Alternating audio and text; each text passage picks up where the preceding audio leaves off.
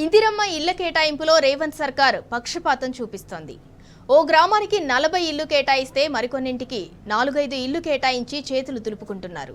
అశ్వరావుపేట మండలం రామన్నగూడెంలో కేవలం 4గురికి ఇందిరమ్మ ఇళ్లు కేటాయించారు.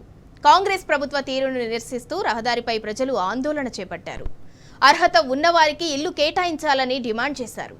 లేదంటే ఆ 4 ఇళ్లు కూడా రద్దు చేయాలని ఇందిరమ్మ కమిటీ గ్రామస్తులు కలిసి తీర్మానం చేశారు. మా పంచాయతీకి వచ్చి 4 ఇళ్లు వచ్చినాయి. అవి కూడా బీసీ వాళ్ళకి ఇచ్చారు. అన్ని పంచాయతీలకు 30-20 ఇళ్లు వచ్చినాయి. మా పంచాయతీకి ఎందుకు 4 ఇళ్లు ఇచ్చారు? అవి కూడా బీసీ వాళ్ళకే ఇచ్చారు. మరి ఎస్టీ వాళ్ళకి ఇవ్వలేదు. మరి మేమందరం ఎక్కడ ఉండాలి? మరి చెప్పండి.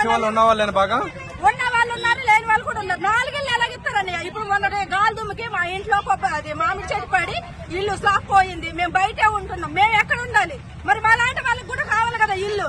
చాలా మంది మా పిన్ని వాళ్ళు అయితే పెళ్లి అయ్యింది, 2 పిల్లలు ఎంత చదువుతారు, డిగ్రీకి వచ్చి దానికి ఇల్లు లేదు, బయట ఉంటున్నారు అద్దెకి తీసుకొని. మరి ఎలా ఇలాంటి వాళ్ళని గుర్తించరా రేవంత్ రెడ్డి? మరి ఎలాగా మరి మేము బతికేది? ఎలక్షన్ అప్పుడు అయితే వస్తారు. నువ్వేంటి